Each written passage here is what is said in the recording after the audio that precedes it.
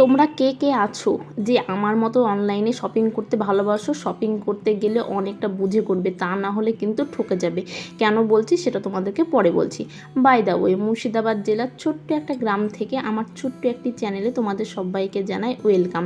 দূরে কাছে ছোট বড় যে যেখান থেকে দেখছো সবার সুস্থতা কামনা করে সবাইকে সাথে নিয়ে আজকের নতুন একটি ফ্রেশ ব্লগ শুরু করছি। আর তোমরা কে কোথায় থেকে দেখছো অবশ্যই কমেন্ট করে বলো, কারণ আমারও জানতে ইচ্ছে করে যে আমার ভিডিও ঠিক কতদূর পৌঁছায়। আজকে কাজ করতে করতে তোমাদের সাথে কিছু কথা শেয়ার করব। প্লিজ স্কিপ না করে পুরো ভিডিওটি দেখতে থাকো, আশা করছি তোমাদের ভালো লাগবে। লাইফ বা জীবন কথাটা শুনতে ছোট্ট মনে হলেও এর গুরুত্ব অপরিসীম। অনেক দুঃখ কষ্ট যন্ত্রণা বাধা বিপত্তি অতিক্রম করে চলতে হয় একটু সুখ দেখার আশায়। আমার লাইফের কথাই বলি, আজকের যেইটুকু সুখ শান্তি বা ভালো থাকা দেখছো সেগুলো কিন্তু সহজ ছিল না, যেগুলো হয়তো আমার ফ্যামিলিরও কেউ জানতো না বা জানে না, শুধুমাত্র আমি আর আমার হাজব্যান্ড বাদ দিয়ে। কিন্তু আমাদের দুজনের ভালোবাসা মনের জোর আর উপরওয়ালার উপর ভরসা রেখে আমরা একে অপরের হাতটা শক্ত করে আঁকড়ে ধরে সামনের দিকে এগিয়ে এসেছি। এমনও দিন গেছে কলকাতার মতো একটা শহরে ভাড়া বাসায় থেকে আমাদের কাছে মাত্র 50 টাকাও থেকেছে, অনেক টেনশন অনেক দুশ্চিন্তা হয়েছে, তবুও কিন্তু আমরা ভয় পাইনি বা একে অপরকে ছেড়ে যাইনি। তবে হ্যাঁ, কষ্ট হয়েছে, অনেকের কাছে ছোট হয়েছি, লাঞ্ছনা সহ্য করেছি, তবে কখনো ভালোবাসার কাছেও হার মানিনি আর উপরওয়ালার উপর থেকে বিশ্বাস রাখাটাও কখনো ছেড়ে দিইনি। এত কষ্ট হয়েছে তবুও সবসময় ভেবেছি যে না, আমার কষ্টের পেছনেও হয়তো উপরওয়ালা কোনো ভালো কিছু লিখে রেখেছে। এই যে এত ঘরের আসবাবপত্র দেখছো, মানে এর কি বলবো, এই যে বিছানা আলমারি সব কিছু দেখছো, আমার ঘরের ফার্নিচার যার কানিকোনাও ছিল না।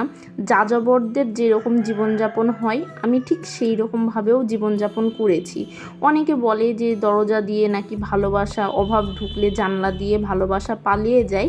হ্যাঁ, তবে অনেকের লাইফেই হয়, হয়তো আমার মতো অনেকের লাইফে অনেক কিছু সহ্য করতে পারে না। হ্যাঁ, আমিও পারতাম না, যেহেতু নিজে ভালোবেসে বিয়ে করেছিলাম। এই মানুষটার হাত ধরে কোনো কিছু চিন্তা না করে, এই মানুষটার অতীত বর্তমান ভবিষ্যৎ কী হতে পারে বা কী ছিল সেসব কথা চিন্তা না করে, শুধু সে কখনো ভালোবাসা পায়নি, সে মানুষটা ভালোবাসার কাঙাল। আর সে আমাকে বলেছিল যে তুমি যদি আমাকে ভালোবেসে রাখতে পারো তো তোমার জন্য আমি সব কিছু করতে পারি। সত্যি কথা বলতে আমরা দুজনে দুজনাকে যে কথাটা দিয়েছিলাম তো সেই কথাটা আমরা রেখেছি। তার জন্য দেখো আজকে কিন্তু আমার কাছে কোনো কিছুর অভাব নেই। হ্যাঁ, তোমাদের কাছে মনে হতে পারে আমার এগুলো সামান্য, কিন্তু আমার কাছে হচ্ছে এগুলো অনেক অনেক অনেক কিছু। এইগুলো আমার জীবনে অনেকটা বড় পাওয়া। এমনও দিন গেছে না, অনেক দিন গেছে আমরা যখন কলকাতায় থাকতাম তখন আমরা দুজনেই থাকতাম, তখন আমার মেয়ে হয়েছিল না। তো তখন ওই নিচে বিছানা করে ঘুমিয়ে থাকতাম, জাস্ট একটা বিছানার চাদর পেতে মেঝেতে ঘুমিয়ে যেতাম, বালিশটা পর্যন্ত ছিল না। আর খাওয়ার জন্য একটা ছোট্ট হাঁড়ি, একটা ছোট্ট কড়াই আর হচ্ছে দুটো থালা, এই আমাদের মানে সংসার ছিল। তো অনেকটা কষ্ট করেছি, যেটা আমার বাড়িতে আমার ফ্যামিলিকে জানতে দিইনি কখনো। কিন্তু একটা জিনিস সত্যি, যে ভালো থাকলে সেটা দেখেও বোঝা যায় আর কষ্টে থাকলে সেটা দেখেও নিশ্চয়ই বোঝা যায়।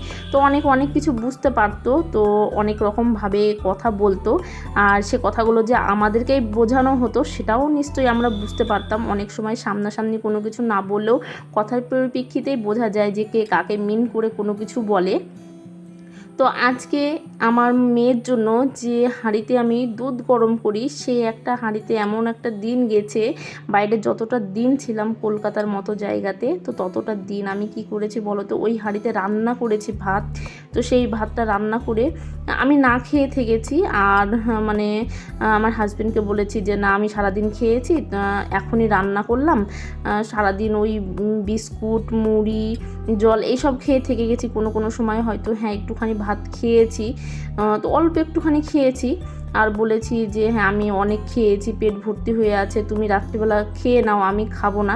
এরকমও কোনো মানে অনেক দিন গেছে। তো এরকমভাবে কষ্ট করে তারপর সত্যি কথা বলতে আমার লাইফে আরও একজন আসে, সেটা হচ্ছে আমার মাম্মাম, আমার মেয়ে। সত্যি আমার লাইফে ভীষণ ভীষণ ভীষণ লাকি। ও আসার পর থেকে মানে ও যখনই আমি শুনেছি যে আমি প্রেগনেন্ট, তো তখন থেকেই না আমার লাইফটা ঠিক চেঞ্জ হতে লেগে গেছে। মানে অনেকটা অনেক কিছু।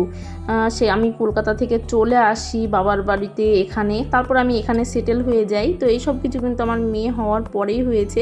আর আজকে ঘরের সংসারের জিনিসপত্র দেখছো সবই কিন্তু তারই জন্য। তো যাই হোক, তোমাদের সঙ্গে আজকে ইমোশনাল হয়ে অনেকগুলো কথা বলে ফেলেছি, বক বক করে ফেলেছি, জানি না কে কীভাবে নেবে।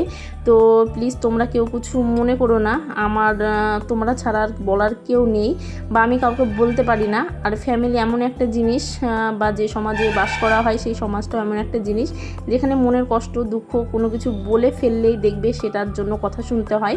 তো আমি কোনো কিছু নিয়ে ভয় করি না বা ভয় পাই না, কারণ হচ্ছে আমি আমার স্বামী সন্তান নিয়ে চলতে চাই, আমার স্বামী সন্তান নিয়ে আমি ভালো আছি আর এইভাবেই ভালো থাকতে চাই। তাতে আমার কষ্ট হলেও কেউ আমাকে খেতে দিতে আসবে না, বা আমার যদি টাকা পয়সা কখনো হয় তবেও কেউ কিন্তু নিতে আসবে না। তার জন্য না আমি কারোর কথা ভেবে কোনো কিছু করি না। আমি জাস্ট আমার সংসারের জন্য যা যা করার দরকার আমি সেগুলোই করি। আমি কারোর কথাতে কোনো কিছু কান দিই না। আর আজকে আমি এইসব কথাগুলো বলতে একটুকু আমার কষ্টও হচ্ছে না, কোনো কিছু মনেও করছি না। আজকে যদি সবাই জানে, সবাই শুনে, আমার তাতেও কোনো কিছু করার নেই বা কোনো কিছু ফিলিংস নেই। কারণ হচ্ছে আমি যার সঙ্গেই কষ্টে ছিলাম তার সঙ্গেই ভালো আছি, আর আগামী দিনগুলোতেও তার সঙ্গেই ভালো থাকতে চাই। তো বাই দা ওয়ে, তোমাদের ফার্স্ট আমি বলছিলাম যে অনলাইনে জিনিস কিনলে তোমরা একটু দেখে শুনে কিনবে। তো এই যে কেন বলছিলাম সেটা দেখো, এখানে করে এই যে অনলাইনে আমি একটা জামার মানে সালোয়ার কামিজের পিস অর্ডার দিয়েছিলাম, এটা তৈরি করতে হবে। বাট এই যে ওপরের এই জামাটা হবে, ওপরেরটা কুর্তি টাইপের, তো এটা ভীষণই শর্ট মনে হচ্ছিলো যে আমার গায়ে হবে না।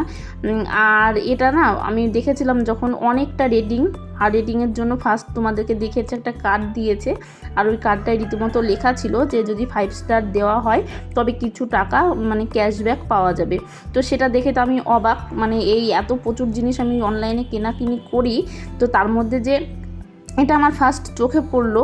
তাই তোমরাও অনেকেই যারা যারা আমার মতো কিনতে ভালোবাসো, শপিং করতে ভালোবাসো অনলাইনে, তারা অবশ্যই দেখে কিনবে। আমি এতদিন জানতাম যে কখনো জিনিস কিনলে হয়তো ওই রেটিং চার্জ দেখেই কিনতে হয়, রেটিংটা কেমন আছে, কিন্তু আজকে বুঝলাম না, রেটিংটাও কিন্তু ওদের হাতেই থাকে। কারণ কাউকে যদি বলে দেয় যে তুমি এই জিনিসটা কেনো, তারপরে এই রেটিংটা দাও, তোমাকে ক্যাশব্যাক দেওয়া হবে, তাহলে নিশ্চয়ই আমার মতো অনেক মানুষই সেই জিনিসটা করবে, আর সেটা দেখে আমার মতো অনেক মানুষের জিনিসটা কিনবে। তাই অনলাইনে জিনিস কিনলে একটু সাবধানে কিনবে। তো যাই হোক, তোমাদের সঙ্গে অনেক কথা বলে ফেলেছি, আর কথাবার্তা বলতে বলতেই কিন্তু আমি সারাদিনের কাজ কর্ম, রান্না বান্না, কাচা, মেয়েকে স্নান করানো, ঘর গোছানো, ঝাড় দেওয়া, মোছা, আর এই বেডশিটগুলো সব চেঞ্জ করে আবার নতুন করে পাতলাম। কাঁচা ছিল, নতুন নয় বাট কাঁচা ছিল, তো সেগুলো পাতলাম। পেতে তারপরে যত জামা কাপড় ছিল সেগুলো জায়গার জিনিস জায়গাতে রেখে দিলাম। আর এই যে ওয়ারড্রপগুলো না আমার ভীষণই মানে সুবিধা হয়েছে। এই বেডশিটগুলো একদম সেট, যেগুলো পিলো কভার আর বেডশিট সেট, তো সেই সেটগুলো আমি আরেকটার মধ্যে রেখে দিতে পারি, যেগুলো আমার সুবিধা হয়। তো যাই হোক, একটা কথাই বলতে চাই, আজ উপরবেলা আমাকে সব কিছু দিয়েছে, আমার একটা সন্তান, একটা সাজানো সংসার, টাকা পয়সা বেশি না হলেও কম, তবু আমি হ্যাপি। তো তোমরা সবাই প্রে করো এইভাবে যেন হাসি খুশি থাকতে পারি আমরা সারা জীবন, আগামী দিনগুলো এইভাবেই কাটে। তো চলো, ভালো লাগলে অবশ্যই লাইক করো, পাশে থেকে চ্যানেলটিকে সাবস্ক্রাইব করে দিও। Bye bye.